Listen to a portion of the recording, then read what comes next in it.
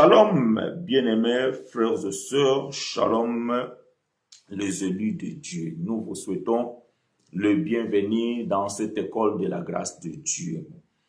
Bien-aimés, nous continuons sur ces grands thèmes que nous sommes en train de développer, cette série dont le thème principal, c'est de dire que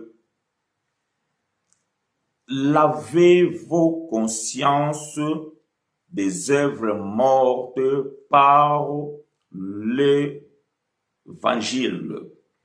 Bien-aimés, nous avons commencé depuis quelques semaines à pouvoir expliquer qu'est-ce que c'est les œuvres mortes et pourquoi nous devons ne pas pratiquer les œuvres mortes. Parce que, bien-aimés, quand nous parlons des œuvres mortes, c'est que ces œuvres-là ne donnent pas la vie. Ces œuvres-là ne sauvent personne. Bien que fut un temps où l'Éternel Dieu avait exigé, avait demandé à un certain nombre de gens, à un peuple de pouvoir pratiquer ces œuvres-là, mais nous comprenons par la révélation de l'Évangile que tout cela, c'était tout simplement quelque chose qui présageait l'avenir. Dans quelque sorte, nous disons que tout cela, c'était l'ombre des choses à venir. Mais la réalité, ce n'était pas vraiment cela. Mais nous vivons dans un temps, nous vivons dans une dispensation des choses réelles.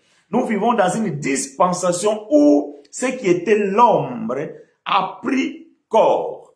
Et c'est ainsi que, bien aimé, nous avons compris l'utilité de ces œuvres qui étaient l'autre fois bien pour ce peuple-là, mais que pour nous aujourd'hui ne nous sert à rien et par conséquent, ces œuvres-là ne peuvent pas nous donner la vie.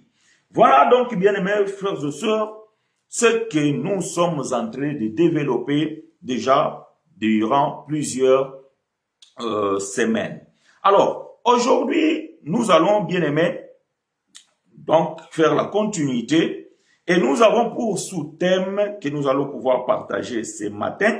Donc, nous savons que le thème, je ne l'affiche plus parce que vous le savez déjà, c'est que nous sommes en train de dire de laver nos consciences des œuvres mortes par la connaissance de l'Évangile. Et chaque dimanche, nous apportons un sous-thème que nous développons, vous et nous. Donc, le sous-thème de ce matin s'intitule « Voici le jeûne auquel Dieu prend plaisir ».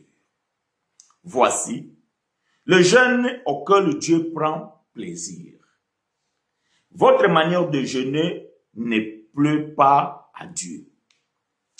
Et quand je dis votre manière ici, je ne m'adresse pas à vous, les élus de Dieu. Je ne m'adresse pas à vous qui avez la connaissance de ces choses, mais je m'adresse plutôt à ceux qui pratiquent ces choses et je m'adresse à ceux qui ignorent encore la vérité sur ces choses. Je m'adresse au peuple qui se trouve encore dans le système religieux. Donc, bien aimés, la question que nous vous posons est la suivante. Pourquoi vous gênez? Voyez-vous? La question est, pourquoi vous gênez? Est-ce que vous savez là pourquoi vous le faites? Voyez-vous, bien aimés, à chaque fois que vous vous retrouvez dans un endroit, dans une assemblée, et à chaque fois qu'on vous dit de faire quelque chose, vous devez vous poser cette question. Vous devez poser la question même à vos dirigeants de pouvoir savoir pourquoi vous faites cela. Quelle est l'importance de ce que vous faites comme pratique? Voyez-vous? Vous devez poser la question, à quoi sert-il ou à quoi servait l'autre fois, par exemple, le baptême dans l'eau? Vous devez poser la question, à quoi servait-il, à quoi servent-ils de donner la dîme? Vous devez poser la question à quoi servait l'autre fois? Aller chercher Dieu dans la montagne, etc., etc., etc. Si vous posez la question et vous devez maintenant recevoir la réponse. La réponse que vous allez recevoir, bien-aimés, il faut que cette réponse soit conforme à la doctrine des apôtres. Voyez-vous? Il faut que cette réponse soit conforme à la saine doctrine. Ça veut dire qu'il faut que cette réponse soit fondée sur un enseignement basé sur la grâce de Dieu. Parce que nous vivons la dispensation de la grâce. Donc, dans la dispensation de la grâce, nous n'avons pas à pratiquer les œuvres mortes qui l'autre fois étaient utiles dans l'ancienne alliance ou bien dans l'ancienne dispensation, mais qui ne l'est plus dans la nouvelle dispensation qui est la dispensation de la grâce. Donc, voilà pourquoi, bien aimés, nous apportons la lumière sur ces pratiques qui se font jusqu'aujourd'hui dans les assemblées, sans pourtant savoir ou connaître quelle est l'utilité ou l'importance de ces pratiques-là. Et aujourd'hui, bien aimé, donc nous allons développer ou expliquer l'une de ces pratiques telles que le jeûne. Mais bien aimé, nous disons que voici le jeûne auquel Dieu prend plaisir. Si l'évangile de la grâce nous enseigne de ne pas jeûner, mais vous devez savoir que même dans l'ancienne alliance, Dieu ne prenait pas plaisir à toutes sortes de jeûnes. Mais il y a un jeûne dont Dieu prenait plaisir. Voyez-vous? Donc, je précise mes mots, je conjugue le verbe dans le bon temps pour que vous puissiez comprendre.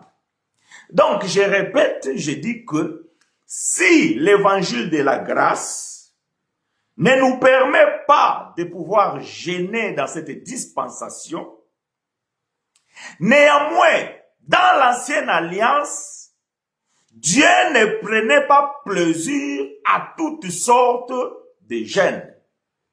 Et voici, bien aimé, le jeûne dont Dieu prenait plaisir. Alors, je vous invite, bien aimés frères et sœurs, d'ouvrir nos Bibles dans le livre d'Ésaïe, chapitre 58, du verset 2 jusqu'au verset 11. Livre prophétique des bien-aimés frères Ésaïe, dans son chapitre 58e, à partir du 2e verset jusqu'au 11e verset. Ésaïe, chapitre 58, verset 2 à 11. Je lis pour vous et avec vous. Il me recherche chaque jour. Attention. Il ici, c'est le peuple d'Israël. Il ici, c'est la communauté juive. Il ici, c'est le peuple de l'ancienne alliance. Ok? Voilà. Très important, vous devez respecter la lecture.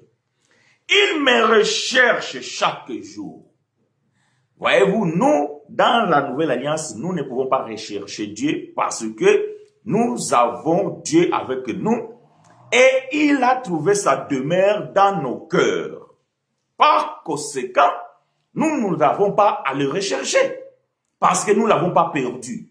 Et il est toujours là avec nous. Mais l'autre fois, ce Dieu-là n'était pas présent dans la vie de ces gens-là. Dieu s'est présenté une fois ou bien plusieurs fois dans les lieux très saints lorsqu'il descendait sa gloire dans le temple. Et le peuple devait se précipiter pour aller le retrouver.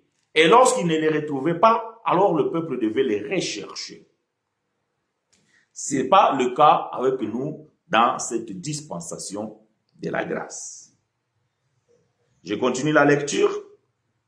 Ils disent qu'ils se plaisent à connaître mes voies, comme ferait un peuple qui accomplit ce qui est juste et n'a pas délaissé le droit que son Dieu a prescrit. Ils exigent de moi des justes jugements et veulent être près de Dieu. Est-ce que vous suivez bien la lecture? Verset 3. Que nous sert de gêner si tu ne les vois pas? Les Juifs ont posé la question. À quoi leur servait les gènes si Dieu ne voyait pas? Oh! Veut dire que quand, par exemple, Esther avait décrété de peuple de pouvoir gêner pendant 3 jours, Dieu ne l'a pas vu et Dieu n'a pas vu ce peuple. Quelqu'un va poser la question, mais comment alors ce peuple a reçu la réponse? Voyez-vous, Dieu fait grâce à celui qui veut et miséricorde à celui qui veut. Mais ici, le peuple disait que malgré ce que nous faisons, Dieu ne nous voyait pas. Alors, ils ont posé la question. Que nous sert de gêner si Dieu ne le voit pas? Pourquoi nous humilier si tu ne prends pas garde? Donc, nous comprenons que le jeûne, le moment de jeûne, c'est un moment d'humiliation. C'est un moment de se rabaisser. C'est un moment de l'affliction, de tristesse. Au jour où vous jeûnez, maintenant, Dieu prend la parole. Vous voyez, vous devez faire attention quand vous lisez la Bible. Je suis dans la version sommaire. Peut-être dans votre version, vous ne comprenez pas de la même manière, mais c'est la même chose. Si vous lisez 8 secondes, vous allez voir, il y a un tiré avant la phrase. Ici, c'est Dieu qui prend la parole. Au jour où vous jeûnez, vous traitez vos affaires et vous exploitez tous vos ouvriers. Vous passez votre jeûne en procès et querelle et en frappant du poing avec méchanceté. Ce n'est pas par de jeûnes comme ceux d'aujourd'hui que vous ferez entendre vos prières là-haut. Donc, Dieu déjà, à cette époque-là, il faisait comprendre à ce peuple-là que quand vous vous humiliez, et vous êtes là pour dire que vous êtes en train de gêner, mais par contre, vous maltraitez vos collaborateurs, ou bien vos serviteurs. Vous ne faites pas attention aux malheureux ou bien à celui qui souffre. Et c'est comme ça que vous voulez que je puisse entendre vos prières. Verset 5.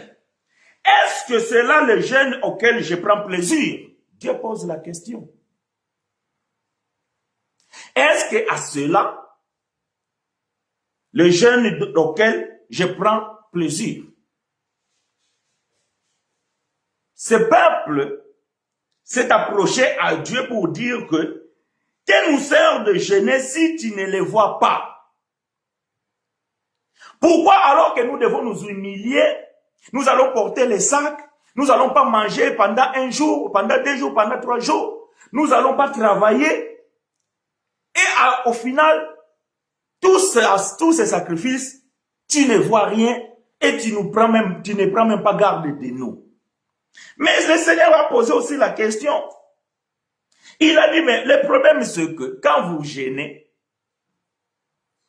vous faites ce qui ne me plaît pas. C'est-à-dire que dans votre attitude, je ne prends pas plaisir. Cela ne me satisfait pas. Et je vous pose la question, est-ce que c'est là le jeûne auquel je prends plaisir? Est-ce là un jour où l'homme s'humilie?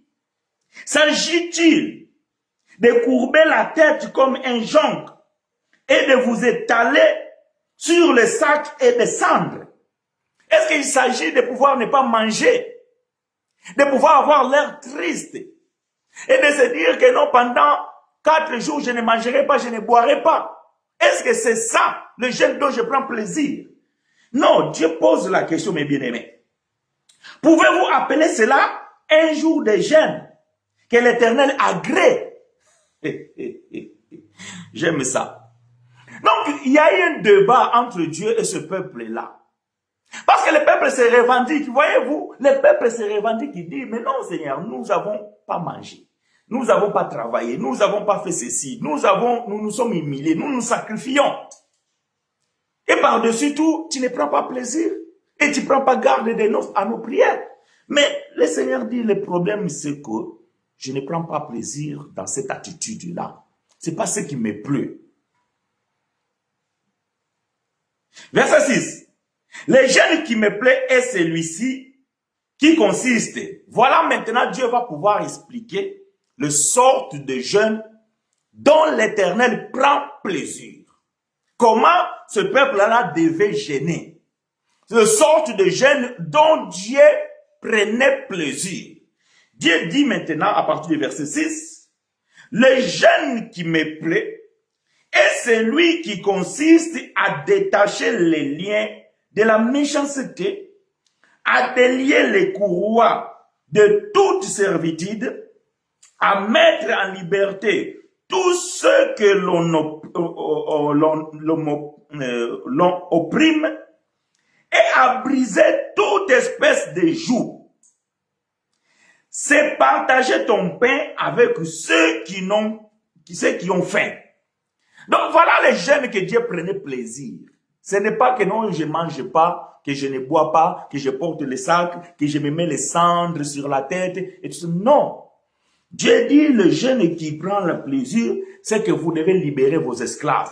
Vous devez traiter vos serviteurs avec dignité. Vous devez partager le pain. Ah, mais si les jeunes ne font pas manger, pourquoi Dieu dit non? C'est que quand vous partagez le pain, vous êtes en train de jeûner. C'est de partager le pain. À donner à ceux qui ont faim. Et offrir l'hospitalité aux pauvres sans abri. Donc si vous voulez plaire à Dieu, les jeûnes que Dieu fait pour prendre le plaisir, vous devez prendre les sans-abri, les gens qui vous entourent et peut-être n'ont pas où mettre la tête. Prenez ces gens-là et donnez-leur l'hospitalité. Voilà ce qui plaisait à Dieu. C'est donner des habits à celui qu'on voit nu. Quand vous voyez quelqu'un déshabillé ou bien quelqu'un, et parfois même dans les assemblées, vous vous moquez de quelqu'un parce que chaque dimanche, il porte le même vêtement. Vous vous moquez de lui parce qu'il porte une chemise dont le col là est déjà troué parce qu'à force de les laver, et vous vous moquez de lui, alors que vous en avez 5, 7, 8, 9, 10, peut-être même 4 valises remplies de vêtements. Donc certaines, vous ne les portez plus. Mais combien de personnes sont dans la nécessité? Dieu dit, c'est ce que je prends plaisir. Quand vous voyez des gens comme ça et que vous partagez les habits, vous donnez les habits à ceux qui n'ont pas, c'est ça, ce qui me donne, ce qui m'agrée. Ne pas te détourner de ton prochain. Alors, comme l'aurore jaillira ta lumière, ton rétablissement s'opérera bien vite.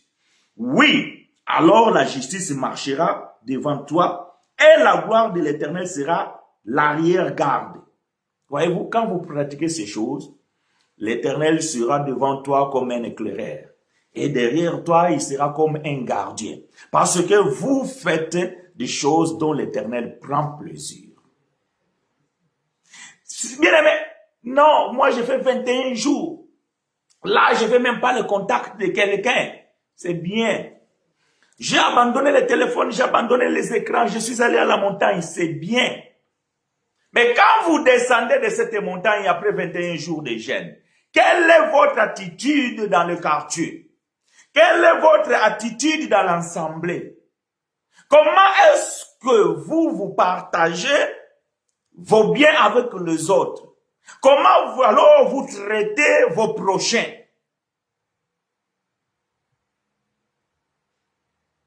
Parce que Dieu n'a pas pris plaisir parce que tu as monté à la montagne et que tu as fait 21 jours de jeûne. Non, c'est là Dieu, ça moque. Mais Dieu veut vivre ton attitude du quotidien. Quelle est ton attitude du quotidien?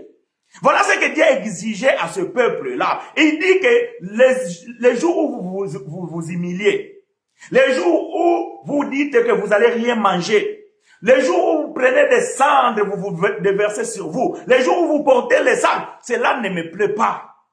Cela ne me plaît pas. Ce qui me plaît, moi, c'est que vous devez faire de bonnes œuvres. Ce qui me plaît, moi, l'Éternel, c'est que vous devez accomplir les choses qui est bon.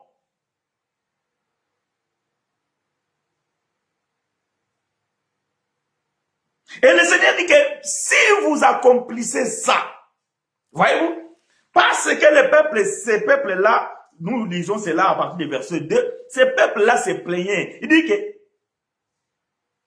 à quoi nous sert de gêner si tu ne prends pas garde? Mais le Seigneur, il a dit, je ne prends pas garde parce que l'attitude que vous posez pendant que vous gênez, cela ne me plaît pas. Voilà pourquoi je ne prends pas plaisir à cela. Mais le jeûne dont je prends plaisir, c'est lorsque vous donnez du pain aux autres. C'est lorsque vous donnez les vêtements aux autres. C'est lorsque vous libérez les esclaves. C'est lorsque vous traitez vos serviteurs avec dignité. Et c'est alors, quand vous accomplissez ces choses, que vous allez voir que moi, l'Éternel, je serai devant vous comme un éclaireur, derrière vous comme un gardien.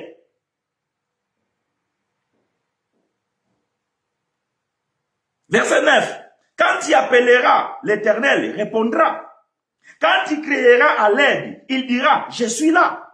Si du milieu de toi, tu supprimes les jours de l'oppression, les gestes menaçants et les propos méchants, si tu donnes ton pain à celui qui a faim, et si tu pourvois aux besoins de l'opprimé, la lumière luira pour toi au milieu de ténèbres. La lumière luira devant toi au milieu de ténèbres. Celui qui pratique ces choses, bien-aimés frères et sœurs, il ne peut pas vivre dans le ténèbre. Pourquoi? Parce que, bien-aimés frères et sœurs, l'Éternel pourra t'éclairer. Il t'apportera la lumière.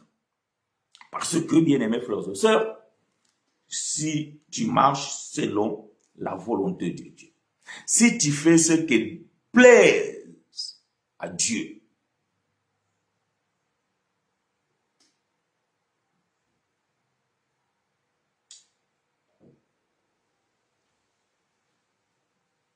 verset 11. Et l'Éternel sera ton guide constamment. Il pourvoira à tes besoins dans les déserts arides.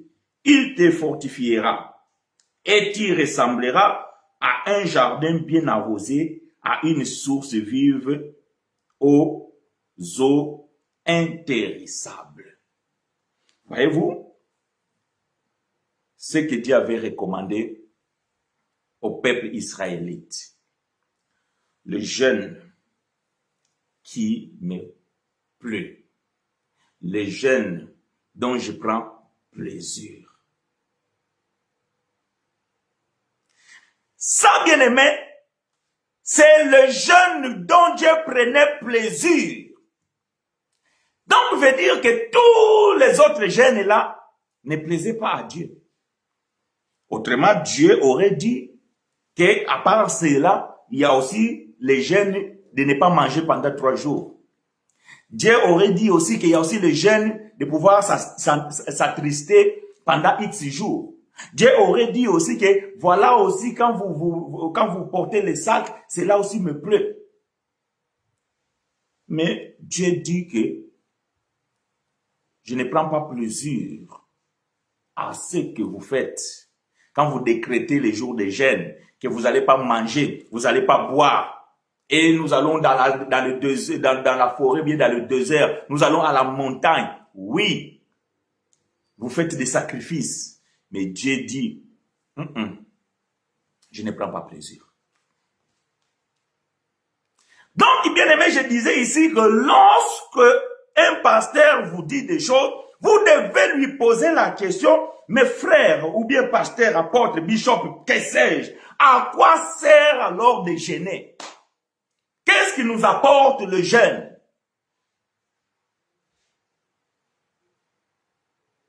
Vous posez la question à ces gens-là parce que moi, je suis incapable de vous répondre. Par contre, moi, je vais vous répondre pourquoi dans la nouvelle alliance, nous ne pouvons pas jeûner. Pourquoi dans le temps de la grâce, nous ne devons pas jeûner. Ça, je vais vous le répondre. Mais la question de poser que à quoi sert le jeûne? moi, je ne saurais pas vous répondre. Si je dois les répondre, je vous dirais que cela ne sert à rien.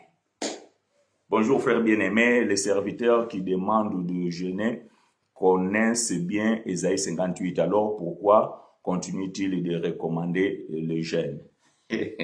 Donc, la sœur pose une question dont je suis en train déjà de dire moi-même. Que l'Éternel te soit favorable, ma sœur Christiane. Donc, ta question, c'est la question que je pose.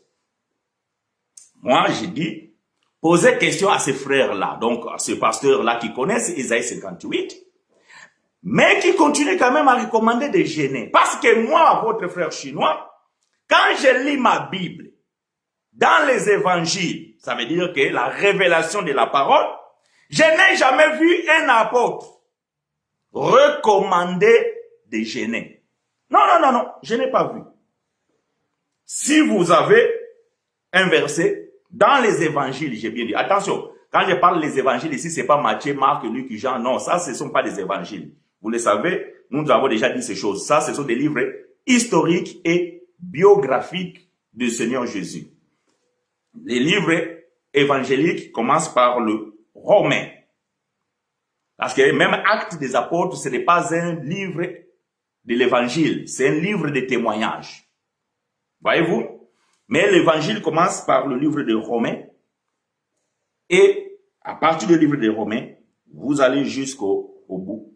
Vous ne trouverez aucun des apôtres prêcher ou enseigner en recommandant que le peuple de Dieu doit jeûner.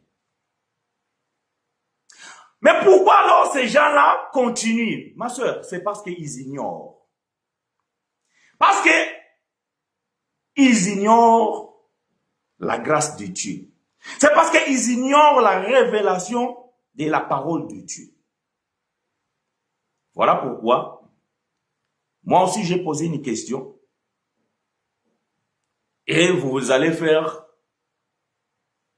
ou vous allez m'aider à apporter la réponse en allant poser la question à ces bien-aimés-là, de pouvoir nous dire à quoi sert de jeûner. Pourquoi le peuple doit-il jeûner? Et s'ils nous répondent, et nous allons alors examiner leurs réponses avec les Écritures données, afin que nous puissions dire Amen ou pas Amen. Voyez-vous? Mais bien aimé, nous allons dire pourquoi ne jeûnons-nous pas dans ce temps de la nouvelle dispensation, dans ce temps de la grâce? Alors nous sommes dans le livre de Matthieu, au chapitre 9, versets 13 à 17.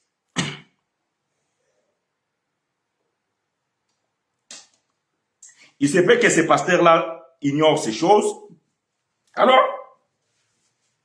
prenez peut-être juste, bien aimé, temps de pouvoir couper cette vidéo dans un morceau et de les renvoyer et pouvoir dire que, frère, voilà,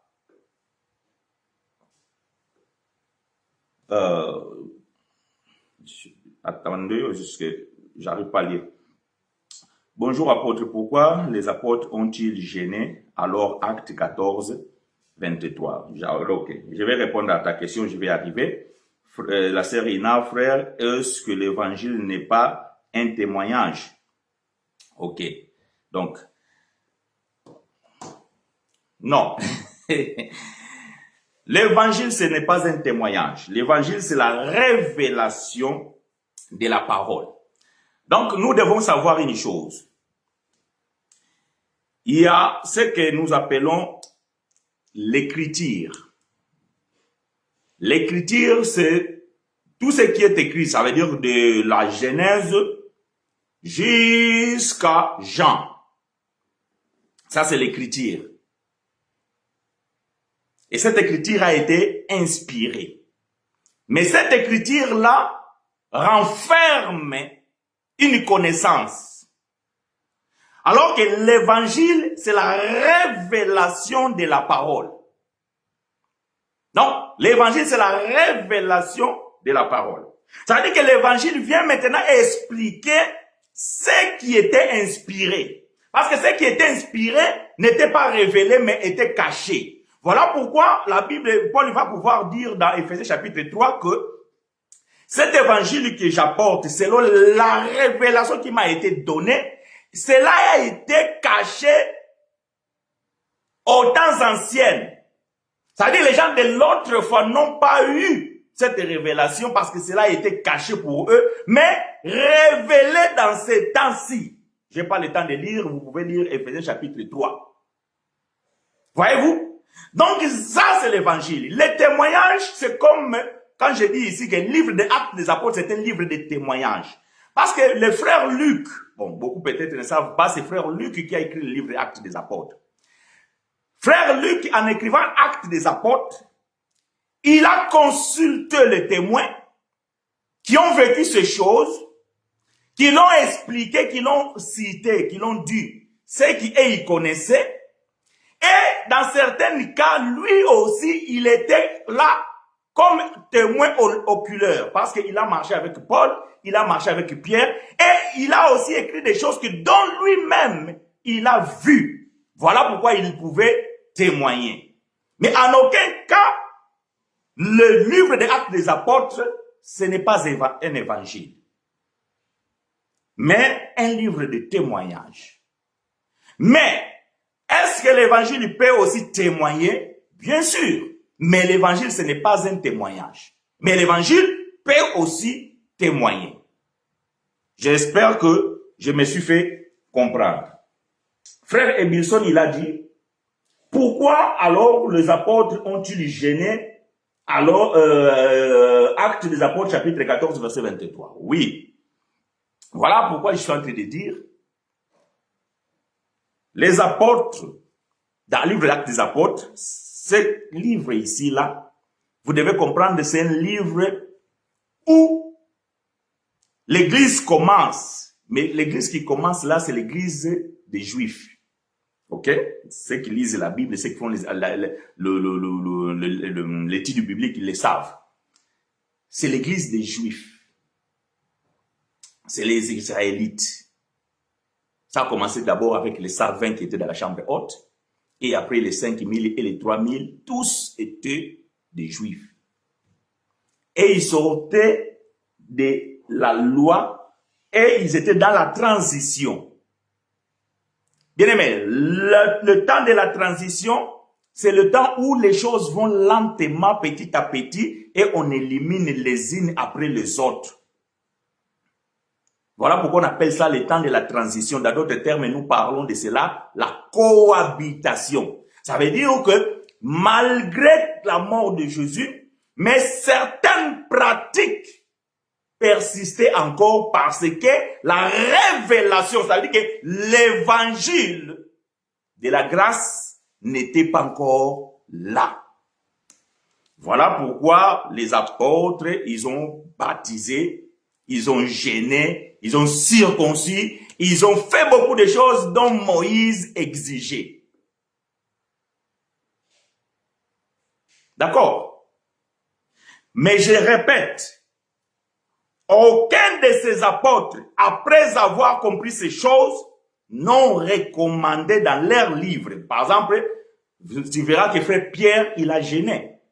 Tu verras que frère Paul, il a gêné. Tu verras que frère Jacques, il a gêné. Frère Jacques, il a gêné. Mais ces frères-là, lorsqu'ils ont commencé à écrire, vous allez comprendre que ils n'ont jamais recommandé de gêner. Mais la révélation de l'évangile va nous expliquer ici le pourquoi dont nous ne pouvons pas alors gêner. J'avais donné Matthieu chapitre 9, verset 13 à 17. Je ne sais pas si quelqu'un l'avait écrit. Je n'ai pas vu.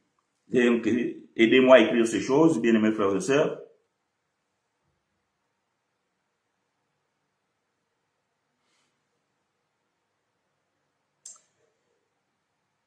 Si, bon, j'espère que la connexion, ça va. Je disais Matthieu chapitre 9, verset 13 à 17. Alors, je vais lire pour vous et avec vous, bien-aimés frères et sœurs, Matthieu, chapitre 9, versets 13 à 17. Allez et apprenez ce que signifie « Je prends plaisir à la miséricorde et non au sacrifice ». J'aime ça. Ici, c'est Jésus qui parle. L'Esprit de Dieu dans un corps. Allez et apprenez ce qui signifie « Je prends plaisir à la miséricorde et non au sacrifice ». Car je ne suis pas venu appeler les justes, mais les pécheurs. Verset 14. Alors les disciples de Jean vinrent auprès de Jésus et dirent, pourquoi nous les pharisiens, gênons-nous, tandis que tes disciples ne gênent point? Question. Les pharisiens, les disciples des pharisiens, les pharisiens, bien aimés, c'est les gens qui avaient la loi. C'est les gens qui prêchaient la loi. C'est les gens qui étaient justifiés dans l'accomplissement de la loi. C'est des gens qui ne blaguaient pas avec la loi. Ainsi que les disciples de frère Jean le Baptiste. Ils ont fait un constat que pendant qu'ils jeûnaient, parce qu'en Israël, il y avait des jours où a été décrété le jour de jeûne. C'est-à-dire un jour où les gens ne feront rien. Où les gens ne peuvent même pas manger, ne peuvent même pas travailler. Et ce jour-là, personne ne pouvait manger. Pardon. Mais ces gens-là, ils ont constaté que le jour décrété pour cela, Jésus et ses disciples mangeaient. Alors qu'eux aussi, ils étaient des Juifs. Cela semblait bizarre aux yeux des disciples de Jean et ceux des pharisiens. Alors, ils se sont approchés devant Jésus pour lui poser la question. Les pourquoi. Voilà pourquoi moi je pose aussi la question, pourquoi vous qui êtes dans la nouvelle alliance, vous gênez? Parce que ici, les disciples, ils étaient dans l'ancienne alliance. Et les jeûnes étaient obligatoires. Et les jeûnes étaient décrétés. Et les jeûnes étaient une loi de Moïse dont personne ne pouvait désobéir.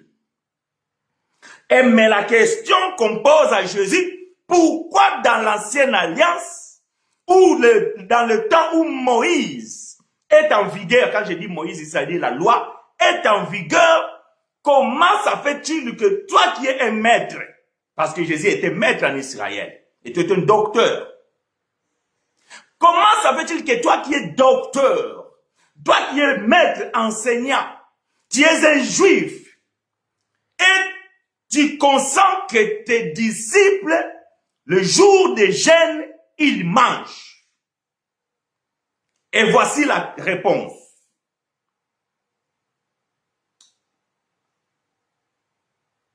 Verset 15. Jésus leur répondit, les amis de l'époux peuvent-ils s'affliger pendant que l'époux est avec eux?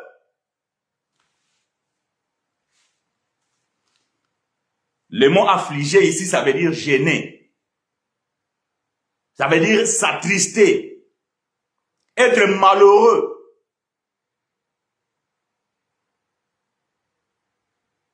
Est-ce que les amis de l'époux peuvent-ils gêner ou bien peuvent-ils s'affliger pendant que l'époux est là?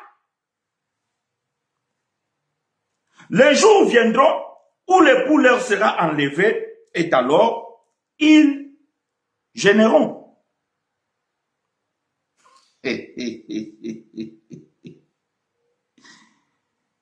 Voyez-vous, Les jours viendront où leur époux leur sera enlevé, alors ils gêneront. Mais pendant que l'époux est là, les amis de l'époux ne peuvent pas gêner. Bon, par contre, sa femme peut gêner. Non! Mais bien aimé, comment vous ne pouvez pas comprendre ça? Nous sommes l'épouse de l'époux. C'est ce que vous prêchez. C'est ce que nous prêchons. Là-dessus, nous sommes d'accord. Mais la question qui se pose ici, est-ce que l'épouse peut-il gêner tant qu'il est avec son époux?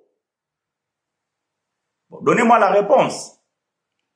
Écrivez-moi la réponse là. Je pose une question. Moi, je continue à lecture et je veux que chacun de nous puisse me donner la réponse, oui ou non.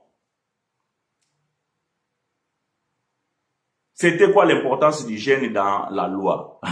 C'est la question que j'ai posée, frère. Tu ne me poses pas cette question. C'est la même question presque la sœur Ina a posée dans une autre forme. Moi, j'ai posé la question, à quoi servait le gêne? Parce que nous savons qu'aujourd'hui, le gêne ne sert à rien. Donc, voilà pourquoi la grâce ne le recommande pas. Les ignorants continuent à le faire. Maintenant, la question, c'est de poser à ces frères-là, à quoi servait et à quoi sert-il le gêne? Lorsque vous aurez des réponses, vous me les donnez. Moi, je viendrai maintenant répondre pourquoi le gêne est important dans la loi.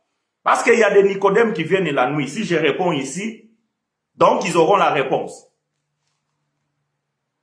Donc, j'attends que vous puissiez poser la question à ces gens-là et vous me l'apportez. Et après, nous allons pouvoir répondre le pourquoi. Et vous allez voir que la réponse de pourquoi, donc, ça va aussi nous dire que le pourquoi, nous ne pouvons pas gêner dans le temps de la grâce. Voilà, frère Rébi, je suis désolé de te décevoir peut-être, mais je répondrai à cette question au moment opportun. Mais pas aujourd'hui. Donc, je veux que vous puissiez poser la question à ces gens-là. Et donc, nous allons collecter vos réponses et nous allons pouvoir après analyser. Les disciples des Jean et les pharisiens voulaient savoir pourquoi les disciples de Jésus mangeaient les jours de jeûne. Jésus dit que lui, c'est l'époux. Et les disciples, ce sont ses amis. Donc, ils ne peuvent pas être tristes. Parce que là où il y a l'époux, il y a la joie. Parce que l'époux, lorsqu'il se présente, donc, il apporte la joie. Les jeûnes, c'est un moment de tristesse. C'est un moment d'affliction. C'est un moment d'humiliation. Et ce moment-là ne peut pas être, ne peut pas se faire pendant que l'époux est là. Les amis ne peuvent pas être tristes. Mais la Bible dit, le temps viendra où l'heure sera enlevée. Attention, ici, bien aimé, le temps ici, ça dirait 3 jours. Parce que les gens mal affermis, ils comprennent que non. Comme Jésus est parti, donc maintenant on peut gêner jusqu'à son retour. Non, le temps ici, c'est 3 jours. Mais est-ce que l'époux leur a été enlevé quand Christ a été crucifié? Ah, donc la sœur pose une question que je suis en train déjà de répondre. Donc, voilà, j'anticipe même vos questions. Que l'Éternel te soit favorable, ma sœur Ina Christiane. Oui, la réponse est oui. Donc, pendant 3 jours, l'époux leur a été enlevé. Après l'époux, il est revenu. Et lorsqu'il est revenu, il va faire une promesse dans Matthieu chapitre 19, à partir du verset 28. Je serai avec vous jusqu'à la fin. Donc, vous ne pouvez pas comprendre que non, Jésus a été enlevé et les disciples, maintenant, nous devons gêner. Non, parce que même avec les disciples, Jésus est revenu et il les a fait cette promesse que je serai avec vous jusqu'à la fin. Maintenant, nous, aujourd'hui, la question que nous nous posons, nous avons l'époux ou nous sommes Ichabod. Les jeunes fortifiés spirituellement selon Joël 2, 12 et augmenter la vie de prière. Amen. J'ai dit Amen à la parole, mon frère. Mais Joël ne se trouve pas dans la nouvelle alliance. Voilà que toi-même tu réponds à ta question. Mais j'aimerais bien que cette question soit répondue par des pasteurs qui exigent les jeunes.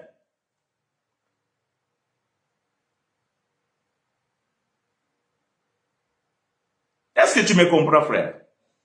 Joël n'est pas un prophète de la nouvelle alliance. Et bien aimé, aujourd'hui, si le Seigneur Jésus ne te fortifie pas, même le jeûne ne peut pas te fortifier. Si la prière au nom de Jésus ne te suffit pas, le jeûne ne peut pas te suffire. La Bible dit, les jours viendront où les poulets seront enlevés, et alors ils gêneront. Verset 16. Maintenant, écoutez la révélation. Personne ne met une pièce de drap neuf à un vieil habit, car elle emportera une partie de l'habit et la déchirerait serait pure. Mais quel est le rapport, Seigneur?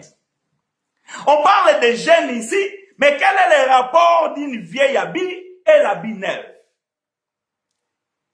Ici, le vieil habit, c'est l'ancienne alliance et le nouvel habit, c'est la nouvelle alliance. Jésus est en train de dire, vous ne pouvez pas mélanger ça. Faites disparaître le vieux levain au milieu de vous. Voilà ce que nous avons dit dimanche passé. Faites disparaître le vieux levain. Parce que le vieux levain va contaminer la nouvelle pâte. Et ça va gonfler. Jésus continue. Autrement, non, verset 17. On ne met pas non plus du vin nouveau dans un vieil outre. Autrement, les outres se rompent, le vin se répand et les outres sont perdus, mais on met le vin nouveau dans des outres neuves et le vin et les outres se conservent. Quel est le rapport, Seigneur? Quel est le rapport de ce que nous sommes en train de dire ici de jeûne avec ce que le Seigneur Jésus est en train de nous dire ici, les vieilles habits, les nouveaux habits, les vieilles vêtements? Jésus voulait tout simplement, ici il parle en parabole, il bégait. Jésus est en train de parler ici de l'ancienne et la nouvelle alliance. Vous ne pouvez pas prendre les choses de l'ancienne alliance et l'amener dans la nouvelle alliance.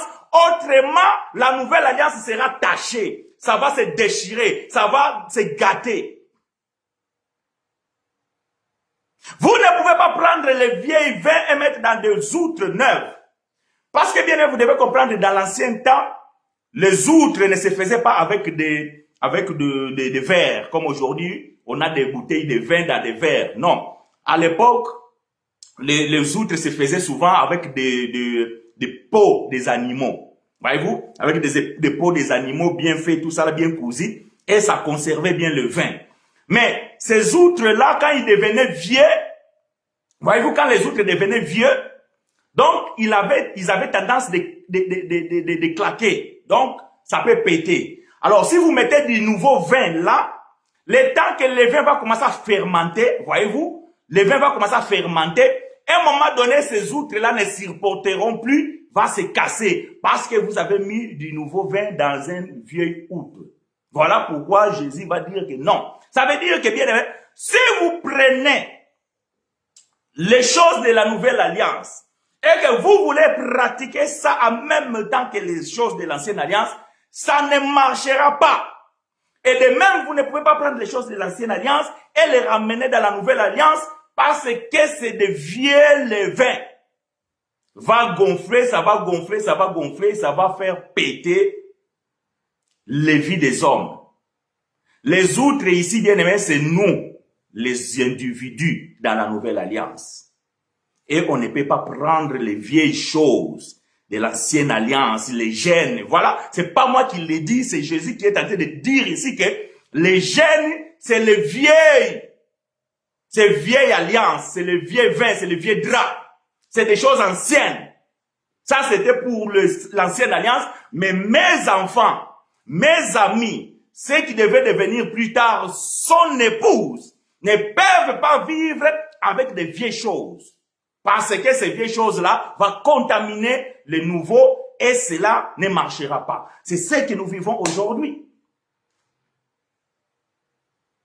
Pourquoi vous prenez le vieux vin qui est l'ancienne alliance pour mettre dans les outres, ça veut dire dans les hommes plutôt de la nouvelle alliance? Vous prenez les choses de Moïse et vous amenez aux enfants de Dieu l'épouse du Seigneur Jésus et vous voulez qu'ils puissent pratiquer ces choses. Vous posez la question fraîchement, pourquoi tu prêches que le jeûne n'est pas d'actualité? Je suis en train de vous répondre avec le Seigneur.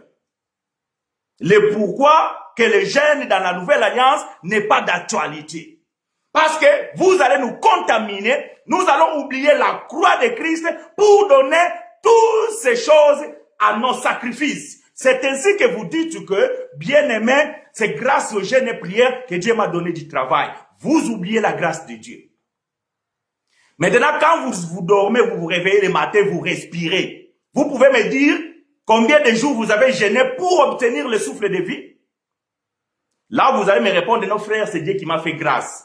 Si Dieu t'a fait grâce de te donner la respiration le matin quand tu te lèves, sans que tu puisses gêner, maintenant pour que Dieu te donne ce qui est plus simple de trouver du travail. Parce que trouver le travail, c'est plus simple que avoir le souffle. Donc le plus difficile, Dieu vous le donne gratuit. Et le plus simple, parce que tu as fait tes études, tu as un bon CV, que tu déposes dans une agence de travail, on te donne du travail, ça, vous devez gêner pour cela. Absurde. Absurde. Et ça, nous ne comprenons pas cela. Non, nous ne comprenons pas cela. Vous ne pouvez pas attribuer une bénédiction en faveur de Dieu dans votre vie par des pratiques religieuses. Cela veut tout simplement dire que vous bafouez l'œuvre de la croix. Vous méprisez la grâce du Seigneur. On ne met pas des vieux draps dans de neufs. Autrement, le vieux drap va déchirer les draps neufs. Parce que le vieux drap va continuer à pourrir et il va contaminer les draps neufs et les draps neufs aussi, il va commencer à se défaire, à se détruire et vous allez les perdre. C'est ainsi qu'aujourd'hui, vous nous amenez les choses de Moïse et les gens, le peuple de Dieu souffre. Le peuple de Dieu est perdu. Et c'est là vous prenez même le peuple de Dieu en otage. Ils deviennent vos esclaves. Vous utilisez, vous les humiliez au nom de la Bible. Mais plus jamais pour ceux qui sont éclairés. Parce que ceux qui sont éclairés, ils ont compris ces choses, ils ne les peuvent pas les pratiquer. Parce que bien aimé, nous avons celui qui est l'époux, et il a trouvé sa demeure en nous, et il est avec nous, et il nous abandonnera jamais. Non, tu n'es jamais tout seul. Non, tu n'es jamais tout seul. Jamais. Maintenant, pourquoi tu dois gêner? Si tu es avec l'époux, pourquoi tu dois gêner? Nous comprenons que tu es un incrédule. Voilà pourquoi tu gênes. Non, toi, tu es un incrédule. Parce que toi, tu crois que il y a des choses que tu dois obtenir en jeûne et prière. Voyez-vous? Parce que toi, tu crois que il y a des maladies qui ne peuvent pas sortir si tu ne jeûnes pas. Parce que toi, tu crois qu'il y a des mariages qui ne peuvent pas se faire si tu ne jeûnes pas. Parce que toi, tu crois qu'il y a des choses que tu dois faire dans ta vie si seulement tu jeûnes. Mais moi, je te dis que tu es un incrédule. C'est que tu ne crois pas à l'œuvre de la croix, là où le Seigneur Jésus avait dit, tout est t'a complu. Ça, tu ne crois pas. Non, toi, tu lis la Bible. Mais quand tu arrives à ce point-là, tu te dis, mais Seigneur, si toi, tu as tout accompli, pourquoi je suis toujours malade? Seigneur, si toi, tu as tout accompli, pourquoi alors je suis encore célibataire? Tu es toujours célibataire parce que tu as mal cru l'évangile. Parce que ton pasteur, il t'a dit que frère, sœur, il faut se marier avec quelqu'un de l'église. Si tu trouves quelqu'un de... Qui vous a dit que les gens qui sont dehors ne sont pas des enfants de Dieu? Et qui vous a dit que tous ceux qui sont dans l'église, dans votre assemblée là, sont des enfants de Dieu? Et l'homme qui t'a abordé l'autre fois, tu l'as posé la première question que tu l'as posée, frère, tu pries où? Mais quelle est la relation entre ce que le frère te propose et ce que toi tu veux savoir? Non, ma sœur, moi je prie à la maison. Ah, je suis désolé. Moi, si tu n'es pas dans l'église, je peux pas me marier. Voilà pourquoi tu es célibataire. Maintenant, tu poses la question à Dieu, Seigneur, pourquoi, si tu as dit tout accompli, je ne me marie pas? Tu ne te maries pas parce que le tout accompli là, toi, tu n'as rien compris. Toi, tu n'as rien compris. Parce que toi, tu as écouté l'évangile mal prêché par ton pasteur, et c'est ainsi que tu veux pratiquer ce que le pasteur t'a dit. Est-ce que tu me comprends? Tu veux faire ce que le pasteur t'a dit. Ah frère, vous savez, Dieu il est capable de t'envoyer un corbeau comme Élie. Donc tu ne fais rien, reste à la maison, ne cherche pas du travail. Le travail va te trouver à la maison parce que Dieu envoie toujours les corbeaux. Le pire, c'est que le modérateur, il a donné le témoignage. Un jour, il était dans chez lui là, il n'avait pas les pantalons pour venir à l'église. Il dit, mais Seigneur, je vais aller à l'église, je vais modérer, je n'ai pas les pantalons. Pendant qu'il priait, il a entendu dans la porte, coco, il y a une sœur qui passait par là. Il dit, ah frère, j'étais en train de passer, j'ai pensé à toi et tout ça là. Voilà cette enveloppe. Et dans l'enveloppe, il y avait $100. Waouh, j'ai dit, Seigneur, il m'a exaucé. Il m'a envoyé le corbeau. Et ce témoignage-là, toi, tu l'as pris, tu t'es caparé de ça, et tu as dit que moi aussi, je reste chez moi pendant que je gêne, et Dieu va m'envoyer le corbeau.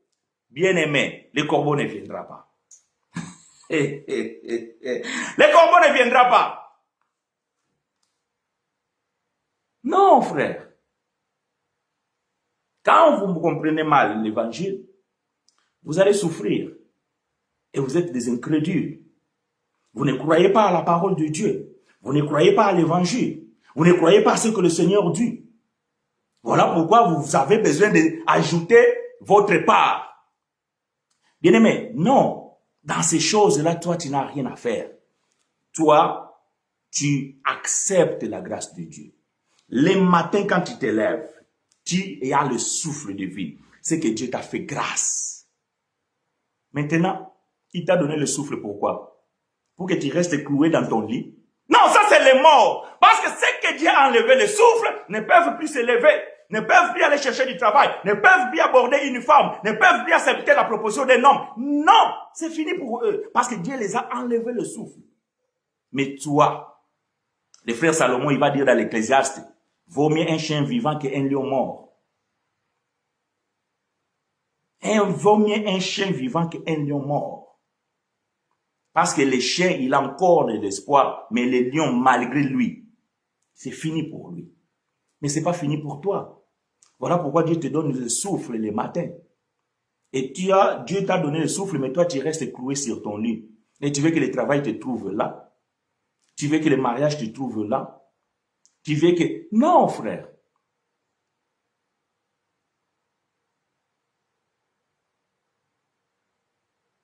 Tu es malade. Tu ne crois pas à l'œuvre de la croix. Tu attends que le frère chinois prend une bouteille d'eau, il prie et il te dit, frère, sœur, prends une bouteille dans ta maison, tiens ça, tiens. Allez, maintenant je vais prier. Seigneur, mais je vais rien mettre dans cette eau-là, rien. Ça, c'est des mensonges. Si le nom de Jésus ne suffit pas, tout le reste, Dieu de ne sert à rien. Mais quand vous voulez mélanger les vieilles vins et les nouveaux vins, vous n'aurez rien de la part du Seigneur. Vous n'aurez rien. Mais si vous reconnaissez l'œuvre de la croix, là où le Seigneur avait dit que tout est accompli, c'est alors que l'Éternel accomplira sa volonté dans ta vie. C'est ce qu'il avait dit à ces peuples-là dans Isaïe 58. Il dit, si vous observez, si vous faites du bien, si vous libérez les opprimés, si vous partagez les pains, si vous donnez l'hospitalité aux gens dans le besoin, moi l'Éternel, je te protégerai. Moi l'Éternel, je serai devant toi comme éclaireur. Je serai derrière toi comme mes protecteurs. Et moi le Seigneur, je te guiderai. Donc, bien aimé, voyez-vous, ne sais pas si vous gênez. Non. Ça, Dieu ne prend pas plaisir à cela. Ce genre de jeûne-là, Dieu ne prend pas plaisir. Mais l'incrédulité, bien-aimé, de cœur d'un homme peut te pousser à croire que le nom de Jésus ne suffit pas. L'œuvre de la croix ne suffit pas. Et c'est alors que tu vas faire le recours aux œuvres mortes de l'ancienne alliance. Parce que tu vas dire que Esther, il a jeûné 3 jours avec son peuple, Dieu les a donné la victoire. Daniel avait jeûné 21 jours, Dieu les a donné la victoire. Et c'est ainsi que vous allez faire les jeûnes de Daniel, les jeûnes d'Esther, les jeûnes de David, les jeûnes, je ne sais pas c'est de qui. Et pourquoi vous ne faites pas les jeûnes de Jésus? Pourquoi vous ne faites pas les jeûnes de Moïse? Ah, vous allez mourir. Vous allez mourir, bien-aimé. Un homme ne peut pas faire plus de 7 jours sans manger, sans boire. Impossible. Et faire 40 jours, vous allez mourir. Dans toute la Bible, il n'y a que 3 personnes qui ont fait les jeûnes de 40 jours. Et quand on dit jeûne de 40 jours, ni manger, ni boire. Parce que même ce que vous faites là, ce n'est pas les jeûnes de 3 jours, ni de 4 jours. Vous faites les jeûnes d'un jour plusieurs fois. Voyez-vous? Parce que vous allez commencer, à partir de 0 heure, personne ne mange plus. Jusqu'à 18 heures. Après 18 heures, vous allez faire quoi? Vous allez manger. Donc, vous avez coupé les jeûnes. Donc, vous allez faire les jeûnes d'un jour. Maintenant, vous allez faire encore demain. Après demain, vous allez faire que 3 jours. Donc, jeûne d'un jour, 3 fois. Parce que vous n'arriverez même pas à faire le jeûne sec pendant 3 jours. Parce que le 4e jour, vous serez affaibli. Maintenant, essayez de faire 40 jours. Vous n'êtes plus là, vous êtes mort. Dans la Bible, il n'y a que Élie, Moïse et Jésus qui ont fait les jeûnes de 40 jours secs. Voyez-vous? Secs. Maintenant, vous faites les jeûnes d'Esther, les jeûnes de David, les jeûnes je ne sais pas de qui, et tout ça là. Ça n'a pas de sens. Vous êtes des incrédules. Parce qu'un incrédule, bien-aimé, il peut croire à cela. Nous sommes dans le livre de Matthieu, chapitre 17, verset 14 à 21.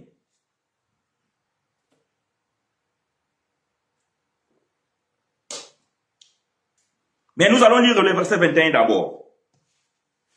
Matthieu chapitre 17, verset 14 à 21. Nous allons lire le verset 21 d'abord. Après, nous allons reprendre le contexte. Je lis pour vous et avec vous. Matthieu chapitre 17, verset 21. Mais cette sorte de démon ne sort que par la prière et par le jeûne. Un verset de la Bible controversé. Voyez-vous? Ce verset ici, là, de la Bible, c'est un verset controversé. Alors, je ne vais pas aller dans ce sens-là. Je ne vais pas rentrer dans ce débat, oui, ça a été ajouté, ça n'a pas été ajouté, je ne rentre même pas là. Parce que quand vous prenez les mêmes textes dans le livre de Marc, Marc ne dit pas le mot jeûne. Marc dit tout simplement, mais cette sorte de démon sortait par la prière. Il s'arrête là. Mais ici, Matthieu, il ajoute que par la prière et par le jeûne. Voilà. Et toi, tu pries pour une maladie quelconque. Le pasteur t'a dit, frère, sœur, tu dois jeûner. Parce qu'il y a certaines sortes de démons qui ne sortent que par le jeûne et prière. Frère, analysons un peu les choses. Toi, tu es un enfant de Dieu.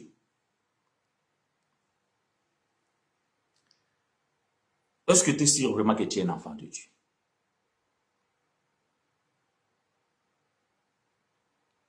Toi, tu fais partie du corps de Christ. et vraiment tu es sûr que tu fais partie du corps de Christ. Toi, tu fais partie de l'épouse de Jésus. Et tu es vraiment sûr que tu fais partie de l'époux de Jésus. Ok. Si c'est le cas, d'accord. Maintenant, tu pries pour la situation que tu as, pour ce qui te dérange. Maintenant, tu pries pour les problèmes que tu as. Et tu pries par la puissance du Seigneur Jésus-Christ. Et tu penses que tu n'as pas été exaucé. Maintenant, le pasteur, il te dit que, tu vois, le nom de Jésus ne suffit pas. La puissance de Jésus ne suffit pas. Parce que ces sortes de démons ne créent même pas le nom de Jésus. Ces sortes de démons-là ne fuient pas la puissance de Jésus. Et par contre, si tu gênes, le démon il va fuir. Frère! Non, je ne sais pas quel est ce Dieu que vous croyez. Je ne sais pas quel est ce Dieu que vous priez. Voilà pourquoi quand vous ne comprenez pas qu'ici nous sommes dans l'ancienne alliance, le livre de Matthieu, ce n'est pas l'évangile, je viens de le dire tout à l'heure. Ça, ce sont des livres inspirés qui ont besoin d'être révélés. Maintenant, c'est lui qui doit révéler ses écrits, c'est l'évangile. C'est lorsque l'évangile arrive, va pouvoir maintenant révéler ici les choses. Et nous allons pouvoir dire ici, pourquoi alors Jésus va pouvoir dire ces choses. Considérons tel qu'est écrit ici. Sans pourtant rentrer dans les polémiques, pourquoi Marc n'a pas dit jeûne, pourquoi Matthieu il a dit jeûne, parce que certains disent oui, cette écriture a été ajoutée, tout ça. Peu importe, on s'en fout. On ne rentre pas dans ces débats, mais nous allons tout simplement décortiquer cette écriture. Alors, Matthieu chapitre 17, prenons le contexte à partir du verset 14. Ok?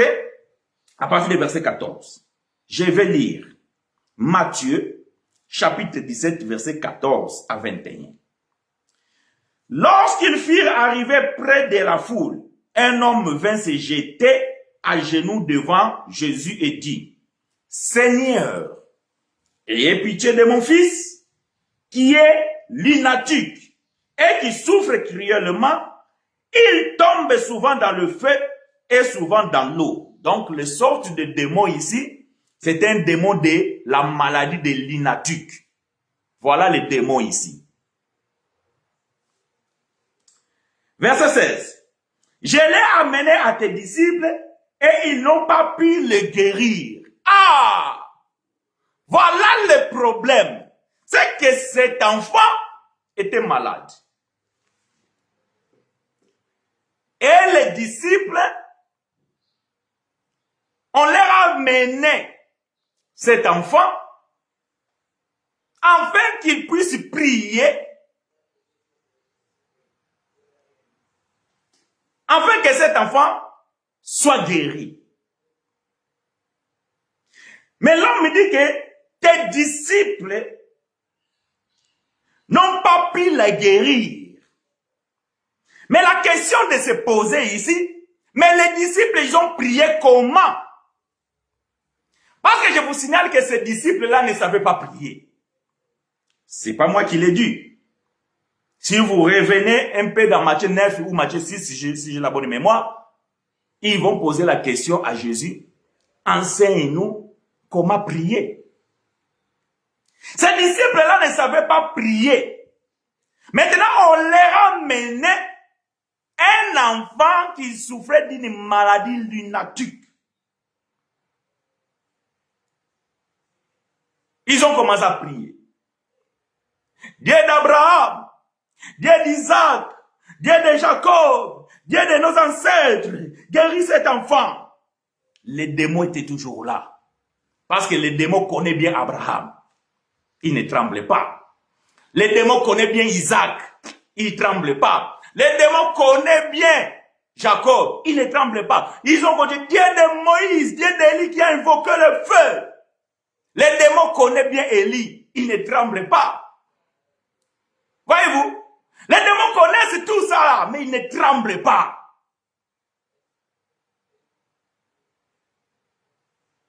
Voilà comment vous priez. Dieu d'Abraham, Dieu d'Isaac, Dieu de Jacob, Dieu des pasteurs chinois, Dieu des pasteurs Antoine, Dieu des pasteurs... Vous ne savez même pas prier. Et après, vous voulez que Dieu vous exauce. Non! Les disciples ne savaient pas prier.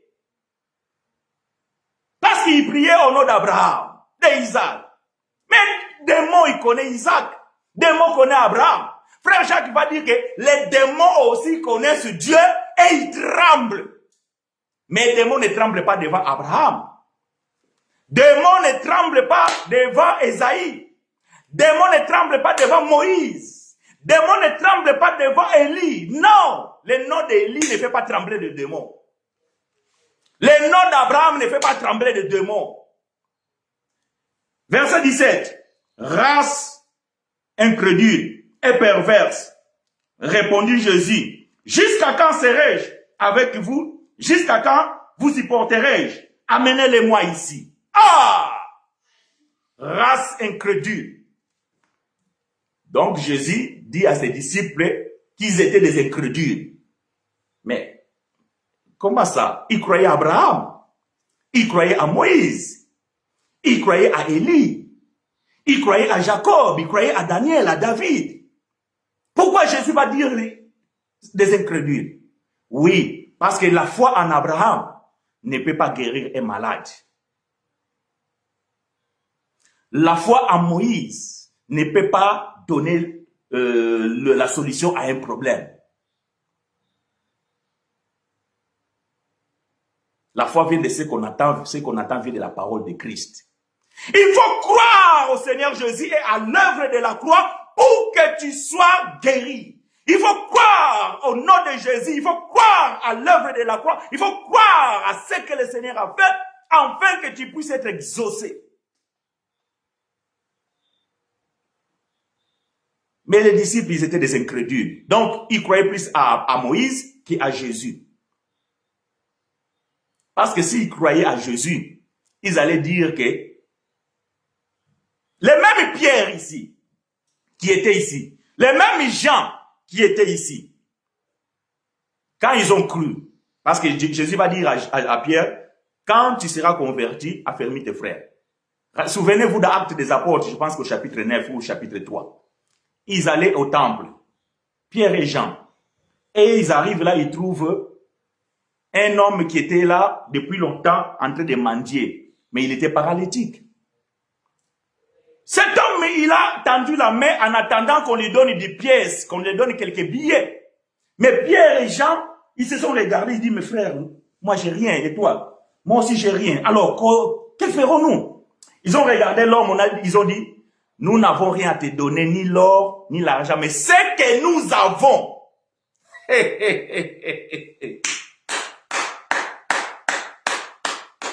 J'aime ça.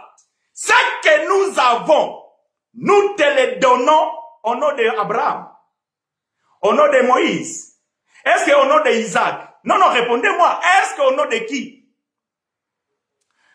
Bien aimé, vous ne comprenez pas l'évangile et vous vous opposez quand vous écoutez l'enseignement d'un frère parce que tout simplement, il vient de vous dire la vérité. Et vous commencez à le combattre parce qu'il dérange vos affaires. Parce que l'évangile de la grâce dérange les milieux religieux. Parce que vous ne voulez pas écouter la vérité. Parce que vous ne voulez pas accepter la vérité. Le même Pierre qui n'a pas pu guérir cet enfant ici, les mêmes gens qui étaient aussi là, mais quand ils ont cru, quand ils sont devenus des crédules, ils ont eu la foi en Jésus.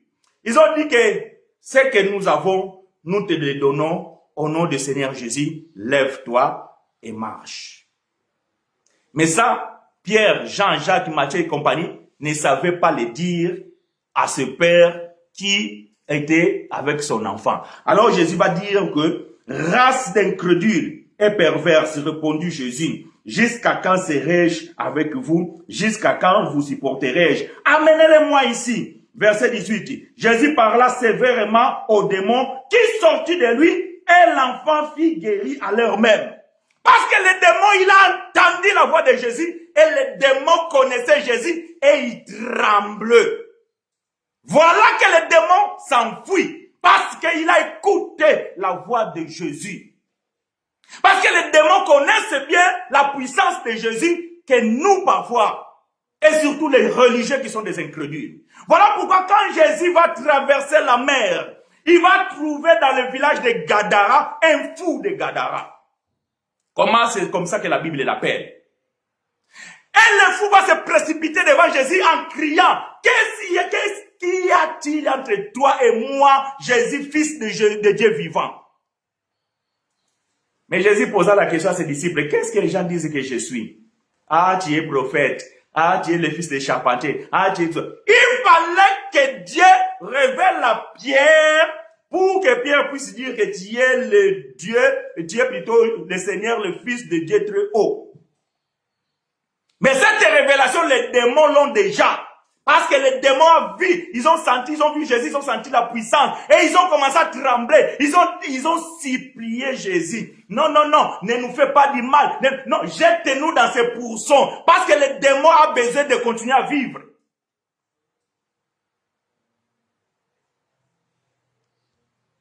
Quel est ce démon qui ne peut pas fuir Jésus, mais il va fuir les jeûnes et prières? Quel est ce démon? Il n'y a qu'un incrédule qui peut accepter ça. Parce que vous ne croyez pas à la puissance de ce que vous appelez Jésus. Parce que vous avez votre Jésus. Je ne sais pas, vous avez un Jésus sur la croix. Vous avez un Jésus sur la chaînette que vous mettez sur vos coups. Vous avez un Jésus sur la photo de profil de Facebook. Donc, c'est Jésus-là qu'on vous a donné avec des barbes et tout ça là. Et vous croyez que quand vous mettez la photo là, et donc les démons vont fuir la photo là. Mais bien aimé, vous avez un problème. Vous avez un problème sérieux et vous ne pouvez pas comprendre ces choses. Aussi longtemps que vous avez le voile, aussi longtemps que les écailles ne tomberont pas, vous ne pouvez pas comprendre ces choses et vous allez nous combattre pour rien. Votre guerre, bien-aimée, peine perdue. Vous ne pouvez pas arrêter cette fugue, vous ne pouvez pas arrêter cette puissance de l'évangile de la grâce parce que ça va vous attraper. Parce qu'il y a des choses que vous ne pouvez pas répondre. Il y a des choses que vous ne pouvez pas justifier. Ce que vous exigez les gens pratiquer dans vos assemblées, vous ne pouvez pas les justifier. J'ai posé la question ici, venez me dire à quoi sert les jeûnes et prières dans le temps de la grâce. Voilà la question que j'ai posée. Si vous venez me répondre là, aujourd'hui, demain, après-demain, l'année prochaine, peu importe, je vais vous écouter. Et si tu es un enseignant, je te donne le plateau. Tu viens ici, je te laisse ma place. Viens nous enseigner que le jeûne dans la nouvelle alliance, c'est obligatoire parce que sans cela, les démons ne pourront pas fuir. Ayez le courage de venir le dire. Qu'il y a des démons dans le temps de la grâce qui ne sortent que par des jeûnes. Venez le dire. Espèce d'incrédule. Race des incrédules. Jésus parla sévèrement et démons, et cet enfant fut guéri à l'heure même. Verset 19. Alors les disciples s'approchèrent de Jésus et lui dirent, en particulier, ils avaient honte. Ils se sont cachés derrière les uns les autres. Ah, mais c'est quoi cette histoire? Oh, voilà. Bon, il y a du monde là, on va pas faire de bruit, on va se calmer. En particulier en privé. Quand ils sont allés à la maison, la nuit dans le coucou, ils sont allés poser maintenant la question. Pourquoi n'avons-nous pas pu chasser ces démons? Voilà la question des disciples. Pourquoi nous n'avons pas pu chasser ces démons? Très très bonne question qu'ils ont posée à Jésus. Moi aussi je pose la question. Pourquoi dites-vous que il y a certains démons qui ne sortent que par des jeûnes et prières?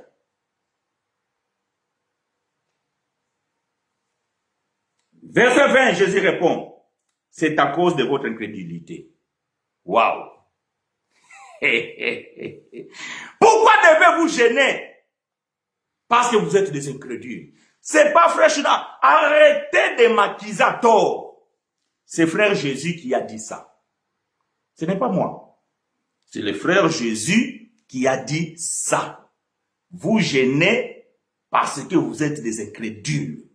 Vous ne croyez pas à l'œuvre de la croix. Vous ne croyez pas à la puissance de Jésus. Vous ne croyez pas à ce que Dieu a dit.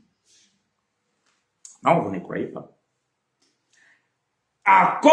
C'est à cause de votre incrédulité.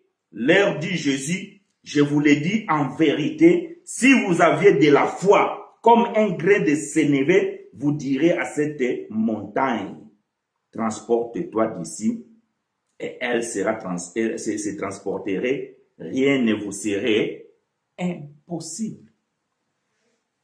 Le problème, c'est la foi. Vous n'avez pas la foi, bien-aimé. Le problème, c'est la foi. Sans la foi, personne ne peut être agréable à Dieu. Hébreux, chapitre 11, verset 6. Ce n'est pas par le jeûne et prière. Dieu ne prend pas plaisir. Dieu n'agrée pas vos jeûnes que vous faites là. Parce que c'est mauvais jeûne. Ce n'est pas le jeûne dont Dieu prend plaisir. Ce n'est pas une sorte de jeûne qui agrée à Dieu. Pour être agréable à Dieu, c'est la foi. Mais la foi en qui? La foi en votre prophète? La foi aux frères chinois? La foi au Dieu d'Abraham? Non, la foi en Jésus-Christ, le ressuscité. C'est à lui. Parce que c'est l'œuvre de la croix. C'est l'œuvre de la croix.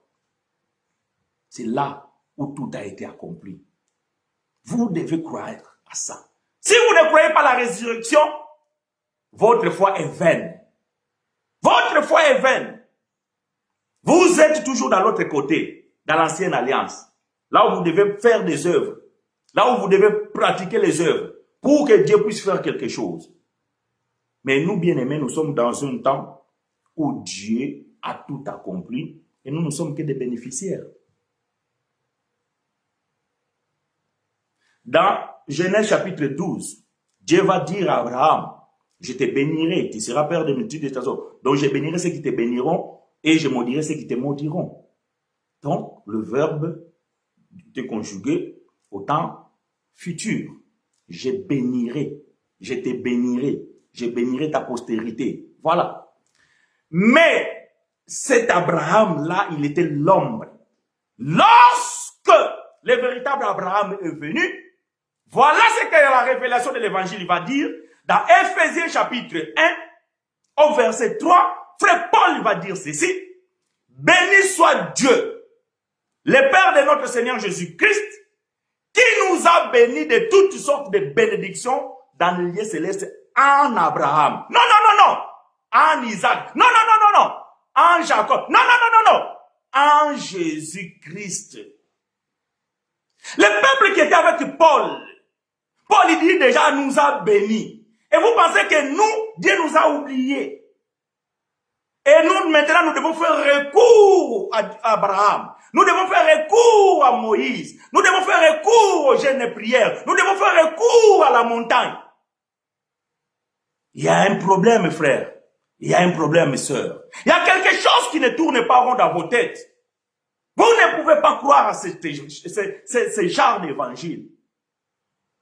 Ce n'est pas possible. Ce n'est pas possible.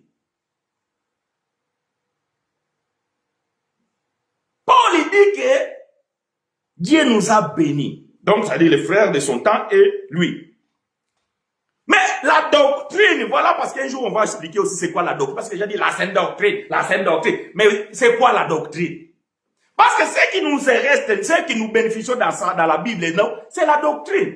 L'enseignement des apôtres. Si l'apôtre Paul a enseigné ça, maintenant, qui c'est celui-là qui a venu rompre la bénédiction afin que nous ne soyons pas dans la bénédiction? Merci frère Philippe. Hébreux chapitre 11, verset 6. Sans la foi, personne ne peut être agréable à Dieu. Qui est celui qui a mis la barrière entre le temps de Paul et notre temps, afin que nous ne soyons pas bénis en Jésus-Christ? La loi, la religion, c'est ça. C'est les religieux, parce que dans votre religion, dans votre assemblée, on vous a expliqué que pour être béni, il faut donner la dîme. Si tu ne donnes pas la dîme, tu es en train de mentir Dieu et tu ne seras pas béni. Voilà comment la religion vous a détruit. Et vous donnez la dîme, et vous donnez la dîme, et toi tu t'appauvris, et le pasteur s'enrichit. Parce que le pasteur t'a caché la vérité. Tu es une femme bénie. Tu es un homme béni. Bien-aimé, tu n'as pas besoin. Même mon frère chinois, je n'ai pas le pouvoir de te dire que Dieu te bénisse. Non, tu es béni. Voilà pourquoi nous disons que Dieu te soit favorable. Parce que ça, c'est la grâce de Dieu. Et la grâce est une faveur imméritée. Je ne peux pas te bénir parce que tu es déjà béni. Est-ce que vous comprenez? Oh, non, vous ne comprenez pas. Race d'incrédules. C'est à cause de votre incrédulité. Leur dit Jésus, je vous l'ai dit en vérité, si vous aviez de la foi comme un grain de sénévé, vous direz à cette montagne, transporte-toi d'ici, là, et elle se transporterait, rien ne vous serait impossible. Pourquoi jusqu'à aujourd'hui il y a encore des choses impossibles dans ta vie? Parce que tu es encore un incrédule. Voyez-vous? Le souffle de vie, c'est qui est quelque chose de très difficile à obtenir. Tu l'as gratuitement, sans faire un effort, sans donner la dîme, sans gêner. Maintenant, pour manger, il faut que tu te sacrifies. Parce que c'est très difficile pour que Dieu te donne à manger. Pour trouver du travail, c'est très difficile, même Dieu ne peut pas le faire. Il faut que tu gênes. Ça, c'est des insultes vis-à-vis de la croix. Ça, c'est des insultes vis-à-vis de la croix. Non, bien aimé, est-ce que nous croyons en même Dieu? Est-ce que nous croyons au même Seigneur? Non, je pense pas. Je pense qu'il y a un problème. Parce que, longtemps, on vous a prêché un Jésus, mais un Jésus qui dépend de tes efforts. Un Jésus qui est influencé par ce que toi tu fais. Tu vois, si tu donnes beaucoup des offrandes, parce que la Bible dit, on donnera plus à celui qui a donné ou bien celui qui l'a. Tous ces versets-là, bien aimés, nous devons l'interpréter à la lumière de l'évangile. Parce que si vous les pratiquez tel que la lettre tue. Il faut que l'esprit de la lettre soit donné pour que vous soyez vivant ou pour que vous recevez la vie. C'est ainsi que nous disons que quand vous voulez pratiquer ce que Jésus a dit, et vous prenez la lettre. Oh, nous allons manger la Sainte Seine pour pouvoir commémorer la mort et la résurrection de Christ. Frère, on commémore la mémoire des morts. Voyez-vous? Votre défunt président, votre défunt roi, vous pouvez commémorer sa mémoire parce qu'il est mort. Celui qui est vivant, vous ne pouvez pas commémorer sa mémoire. Maintenant, est-ce que Jésus est mort? Ah, oui, votre Jésus à vous, il est mort. Mais nous, notre Jésus, il est ressuscité. Voilà pourquoi je n'ai pas besoin de manger le bout du pain, un peu de vin pour commémorer la mort de... Come on. Arrêtez. Non. C'est pas possible. C'est pas possible. C'est pas possible.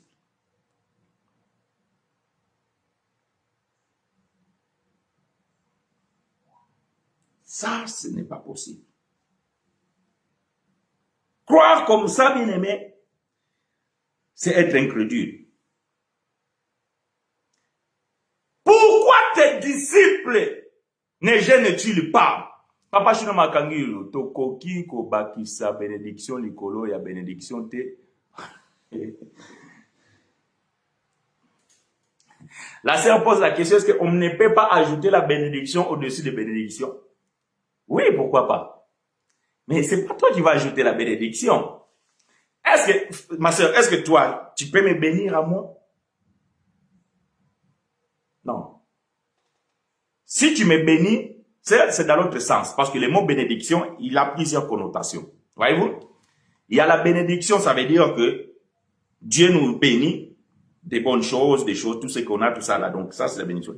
Mais il y a la bénédiction, ça veut dire que bien dire. Ça veut dire que, par exemple, je peux te bénir ma sœur en disant que, ah, ma sœur, vraiment, tu es gentille, tu es généreuse. Donc, tu vois, donc il y a une bénédiction sous forme de louange. Donc ça, c'est une façon de bien dire, parce que le terme bénédiction, en latin, veut dire bendito. Donc ça veut dire que dire des biens de quelqu'un, tu vois, ah, ma soeur, tu es bénie, ah, ma soeur, vraiment, tu es prospère, ah, tu es belle, ah, donc ça, c'est une sorte de dire de bonnes choses à toi, c'est aussi une bénédiction. Donc, dans ce sens, je peux les faire, et je peux les dire. Voilà pourquoi nous disons que nous bénissons Dieu. C'est pas que nous donnons Dieu la richesse, tout ça là, non. Ça veut dire que nous bénissons Dieu, ça veut dire que nous disons des bonnes choses de ce que Dieu est. Donc, dans ce terme-là, oui. Mais ajouter la bénédiction, ça veut dire que, donc, de te donner la prospérité, non. Parce que la véritable bénédiction, bien-aimé, c'est le souffle que Dieu te donne. C'est ça la bénédiction. La bénédiction, c'est pas la voiture, parce que ça, c'est le fruit de ton travail. Si tu ne travailles pas, tu n'as pas l'argent, tu ne peux pas acheter la voiture. Mais le problème, c'est que pour aller travailler, il faut que tu puisses respirer. Il faut que tu puisses avoir la bonne santé. Voilà la bénédiction. Quand tu te lèves le matin, tu respires. Dis-toi bien que Dieu t'a béni. Et moi, frère chinois, je ne peux pas te donner le souffle de vie.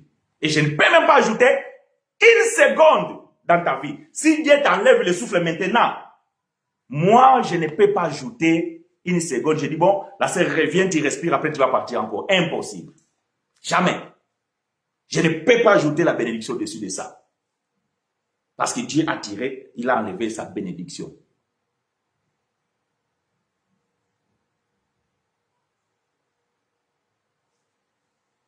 Est-ce que vous comprenez? Bon, là, le frère, il dit bénédiction matérielle aussi. C'est ce que je suis en train d'expliquer. Donc, on ne peut pas, moi, je ne peux pas ajouter une bénédiction par rapport au-dessus de toi. Mais par contre, je peux te bénir, donc, dans le sens de bien dire des choses par rapport à toi, à ta vie, à tout ça. Là, donc, je peux dire des bonnes choses. Comme nous disons, Dieu, il est merveilleux, Dieu, il est tout puissant. Dieu, voilà, nous bénissons Dieu. Voilà pourquoi, souvent, ces termes, vous allez entendre que nous bénissons Dieu. Donc, c'est ça. C'est pas que nous donnons des richesses à Dieu, oh, la dîme et l'offrande et tout. Non, non. C'est dans cette manière qu'on vous a enseigné, on vous a menti. Pourquoi tes disciples ne gênent-ils pas? Jésus leur répondit, est-ce que l'ami de l'époux peut-il s'affliger pendant que l'époux est là? Ça, c'est la réponse que Jésus avait donnée aux disciples de Jean et celle des pharisiens. Même frère Jean-Baptiste, il était incrédule, ce frère. Vous savez, Jean-Baptiste le prophète, il était incrédule. Bon, quand je dis comme ça, les religieux vont dire, oh, ce frère-là, il est démon. Comment il peut dire Jean? C'est lui que Jésus a témoigné que parmi les prophètes qui sont nés de femmes, il n'y a pas plus grand que Jean. Et le frère, il dit que Jean, il est incrédule. Oui, Jean, il était incrédule. Jean, il a baptisé Jésus. Il a dit, voici l'agneau de Dieu qui ôte les péchés du monde. Et Jean, il se retrouve en prison. Et dans le doute, il a dit à ses disciples, allez demander à cet homme que j'ai baptisé, est-ce que c'est lui ou devons-nous attendre un autre? Et les disciples sont allés voir Jésus. Ils ont posé la question. Jean nous a dit de venir poser la question. Est-ce que c'est toi ou il y a un autre sauveur qui doit venir? Jésus dit, va dire à Jean, qu'il puisse dire que Ésaïe chapitre 35 s'est accompli. Voilà, allez dire à Jean ce que vous voyez. Les aveugles voient, les muets parlent, les sourds entendent, les boiteux sautent. Allez dire. Ce frère-là, il était incrédule. Il voyait que ce qu'il est en train de subir, là, il y a un problème. Et à ses disciples, il dit, donc, posez la question à cet homme-là, mais pourquoi nous gênons? Et ses disciples, ils mentent. Mais Jean, lui qui témoigne Jésus, comment alors les disciples de Jean n'avaient pas la connaissance de ces choses? Alors que lui-même, Jean, va témoigner. Écoutez ce que Jean dit. Jean chapitre 3. Versets 28 à 29.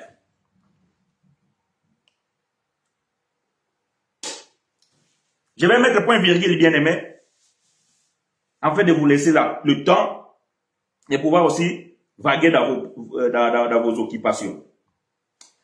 Jean chapitre 3, versets 28 à 29. Je lis pour vous et avec vous, apôtres. Est-ce qu'un serviteur de Dieu peut prier pour restaurer un appareil électrique ou électroménager?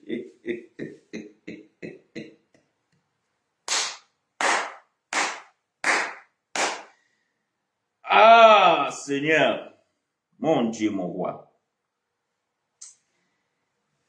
Frère, moi, votre frère chinois là, je crois au miracle. Voyez-vous, moi, votre frère chinois, je crois au miracle. Et des miracles, je vois tous les jours dans ma vie. Vous savez, il y a des histoires comme ça. Les anciens pasteurs souvent. Oh, un jour, on était en voyage comme ça et tout. Et on est arrivé quelque part, la voiture est tombée en panne. On n'avait pas de mécanicien, du coup, on s'est dit, ah, et le pasteur, il est descendu, il a mis la main sur le capot, il a prié, la voiture est démarrée. Ok. C'est un miracle. Oui, c'est un miracle. Mais vous savez, parfois, le moteur a besoin juste de refroidir. Voyez-vous? Il a besoin de refroidir, après repartir. Et quand je suis venu chez vous là-bas à Lyon, ma voiture, il avait un problème. Pendant mon trajet, je me suis arrêté 4 fois sur l'autoroute. Parce que la voiture, il perdait la puissance.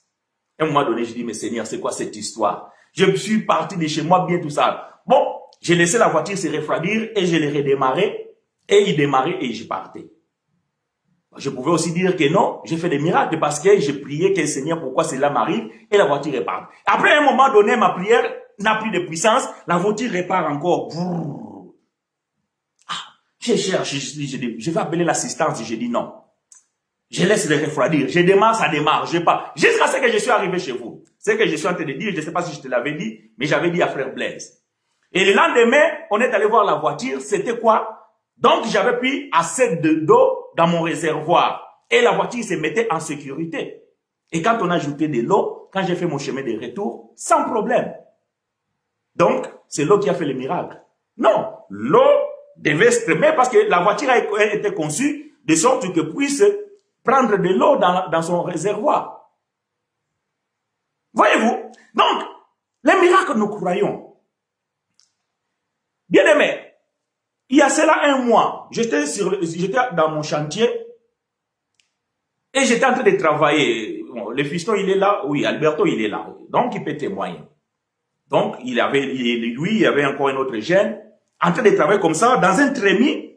Donc, le trémies, c'est, tu sais, c'est le trou là. Bon, toi, tu connais, mais ceux qui ne connaissent pas, c'est des trous qu'on a, par exemple, sur le plancher.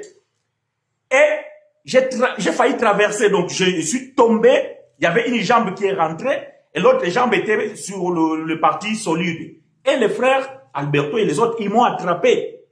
Donc, je ne me suis pas fait mal et tout ça là. Mais vendredi passé, là, c'est vendredi passé, il y a un maçon qui est tombé. Lui, il est traversé, donc, il s'en protège. Il est tombé. Au chantier, les gendarmes, les pompiers, tout ça là. Dieu m'a fait grâce. Moi, j'ai failli, mais Dieu m'a protégé. Mais cet homme-là, bon, lui, il est tombé. C'est un miracle, frère. Maintenant, quand il y a un appareil bien-aimé qui est tombé en panne, appelle les réparateurs. Parce que si nous tous, maintenant, nous devons faire des prières, ou appeler des pasteurs pour prier pour lave-linge qui ne marche plus, ça devient compliqué. Moi, il n'y a pas longtemps, j'arrive chez moi comme ça, lave-linge, madame me dit que ça fait quelques jours, j'ai oublié de te dire que lave-linge ne marche plus. Je sais que quand il y a un comme ça, bon, il y a un problème. Je prends la lave-linge, je pars. Bon, il y avait des choses, le fil ne tournait plus, je l'ai sorti, tout ça. J'ai mis la machine, c'est reparti.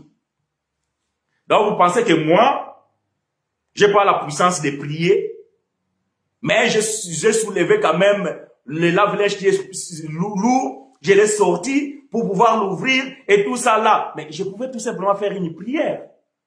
Vous pensez que Dieu n'a pas d'autre chose à faire et que Dieu doit là à faire vos caprices. Ça, c'est parce que vous écoutez trop, vous regardez trop dans les Facebook, dans les YouTube, les pasteurs qui vous disent qu'ils sont capables de sortir l'argent dans vos poches, sont capables de mettre l'argent dans vos comptes.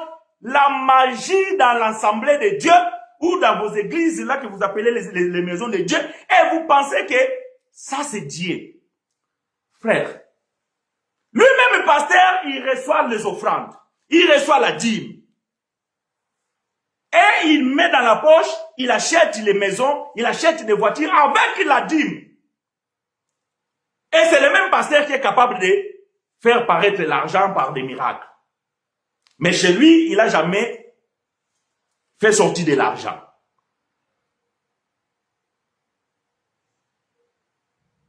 C'est pas possible. Ça, c'est le maraboutage. Moi, je me rappelle quand j'étais au pays, il y a 30 ans de cela, on avait un marabout qui était en face de nous et les gens venaient pour pouvoir avoir le succès, l'argent et compagnie. Mais il fallait payer à ces marabouts. Donc lui, il a besoin de ton argent pour te donner les gris-gris pour que tu puisses avoir de l'argent. Mais lui-même, il est capable de faire de l'argent pour lui. Pourquoi? Parce qu'il sait que cet argent-là va t'amener à la mort. Et lui, il n'a pas besoin de mourir. Mais comme toi, tu as besoin de mourir, donc tu veux régner, avoir un succès éphémère. Vous croyez à ces choses? Mais Jésus a-t-il aussi sorti l'argent dans la bouche des poissons? Non, non. Ça, c'est des mensonges. Jésus n'a pas sorti l'argent dans la bouche des poissons. Jamais. Non. Jésus a dit à Pierre, va, prends les premiers poissons. Ouvre sa bouche. C'est pas Jésus. Jésus a dit à Pierre. Bon. Elle dit, ouais, mais Pierre, c'est le serviteur de Dieu, voilà. Frère, quand vous ne comprenez pas des choses, vous allez être ballotté de tout vent de doctrine. Je vous ai dit, moi, frère chinois, je crois au miracle. Maintenant, je vais vous dire, quel est le plus grand miracle qui m'impressionne? Ok? Quel est le plus grand miracle qui m'impressionne, moi? Le plus grand miracle qui m'impressionne, moi, c'est ce qui est arrivé dans ma vie. Vous voyez, ce qui est arrivé dans ma vie, c'est ce qui m'impressionne. En grandissant, je sais qui j'étais. Je sais quelle vie j'avais.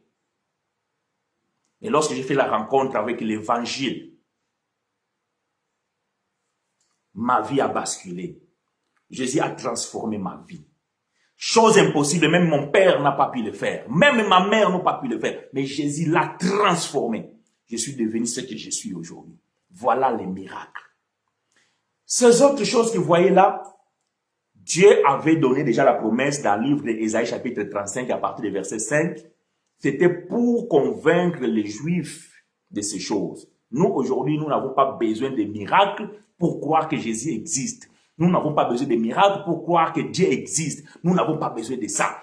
Donc, tu peux faire sortir ton argent, tu peux faire sortir je ne sais pas quoi. Cela ne nous impressionne pas et cela ne nous fait pas croire que tu es un serviteur de Dieu. Parce que les marabouts aussi font la même chose.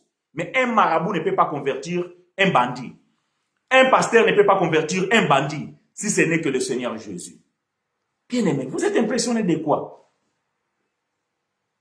Un testament ne prend pas effet quand le testataire... Merci frère. Frère!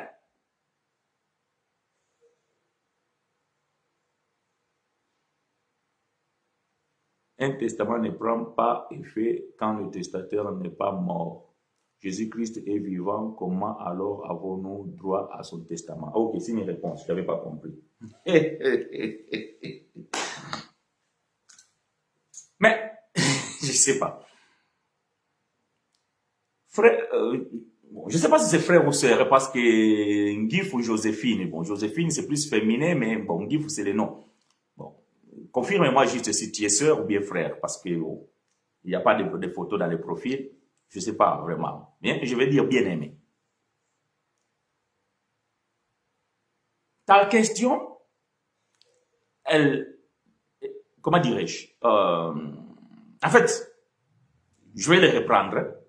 Un testament ne prend pas effet quand le testataire n'est pas mort. Jésus-Christ est vivant, comment alors avons-nous droit à son testament? Je veux dire que tu es en train d'affirmer dans ta question que Jésus n'est pas mort. Tu as une sœur. Gloire à Dieu. Que l'Éternel te soit favorable. Donc, dans ta question, tu es en train de nous affirmer que Jésus n'est pas mort.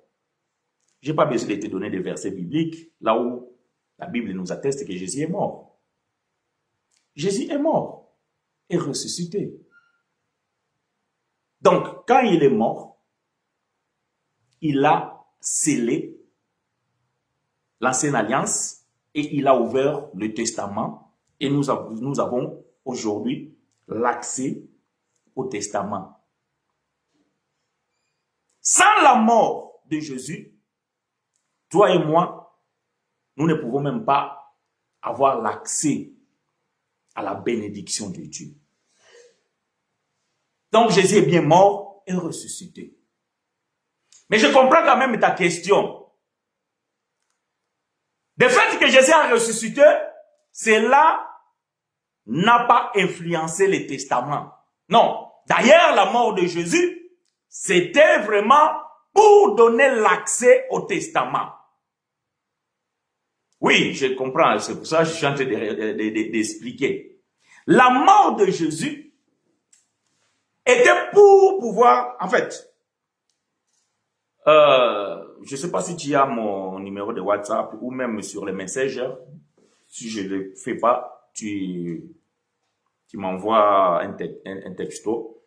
Il y a un enseignement dont j'avais donné le thème « L'effet bilatéral du sang de Jésus ». Donc, je vais pouvoir t'envoyer cet enseignement. Ça va répondre mieux à ta question parce que là, si je dois répondre tout ça là, ça va prendre encore 1 heure. Mais sache que Jésus est bien mort et lorsque Jésus est mort, donc il a ouvert le testament afin que ses enfants ont eu l'accès à ce qui était donc dans le contenu de ce qui est dans les testaments. Maintenant, Jésus est ressuscité et aujourd'hui il est mort, mais la résurrection de Jésus ne veut pas dire qu'il a refermé le testament, non. Parce que depuis que le testament est ouvert, donc le testament reste valable jusqu'à aujourd'hui.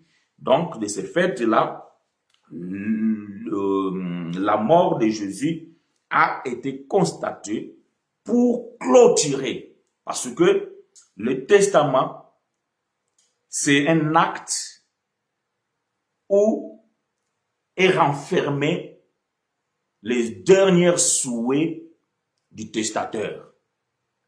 Donc, pour que nous puissions bénéficier de ce qui étaient les souhaits de Dieu par rapport à ses enfants, par rapport à son épouse, donc il fallait que la mort soit constatée et pouvoir ouvrir le testament.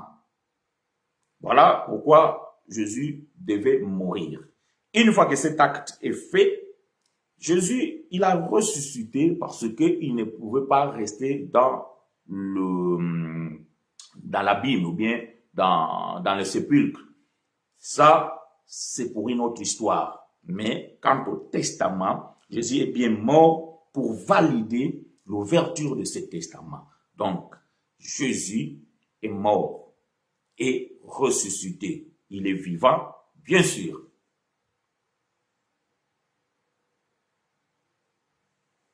J'espère qu'on s'est compris. Mais, comme j'ai dit, si vraiment tu as besoin de bien savoir plus cet acte-là, alors, si je l'oublie, rappelle-moi tout simplement que je puisse t'envoyer cet enseignement-là. Donc, bien-aimé, je disais que, par rapport à la question que Frère Ebi avait posée, nous croyons au miracle. Mais quand la Bible dit, nous devons examiner toutes choses. Est-ce que vraiment, quelle est l'importance que Dieu va faire le miracle de faire sortir l'argent dans la poche de quelqu'un? Ça apporte quoi dans la foi des enfants de Dieu? Pourquoi parler de testament au lieu de l'alliance?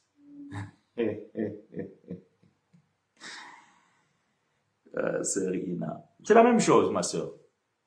Donc, nous parlons de testament parce que c'est écrit testament. OK?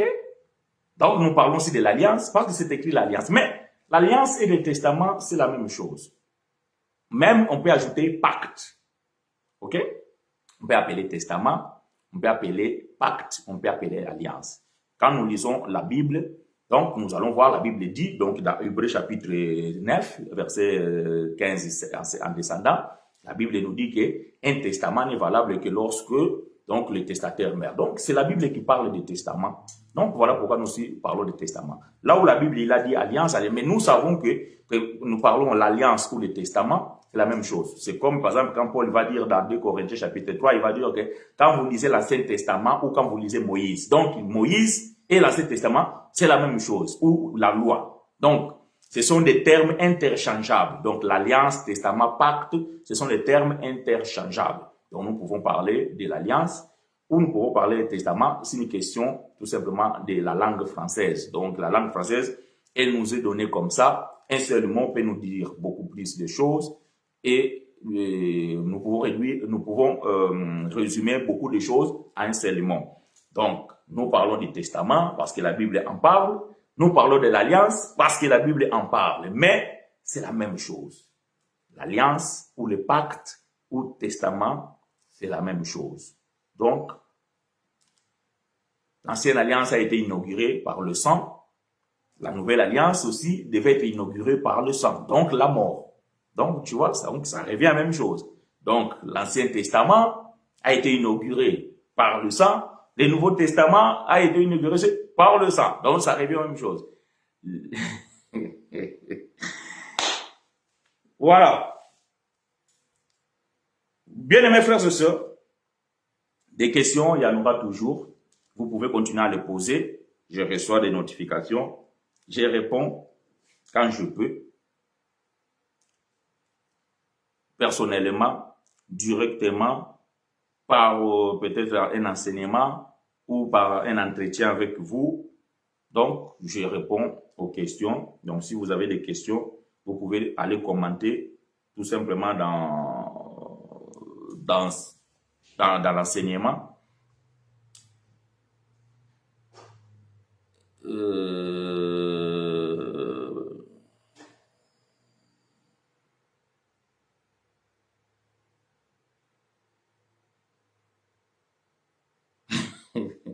Bon, je vous laisse ça, vos histoires là et tout. Bon, nous, on n'est pas là.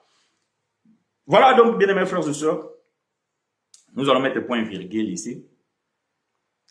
Et si, comme je disais, il y a des questions, donc vous pouvez continuer à les poser et nous allons les lire et pouvoir répondre avec vous.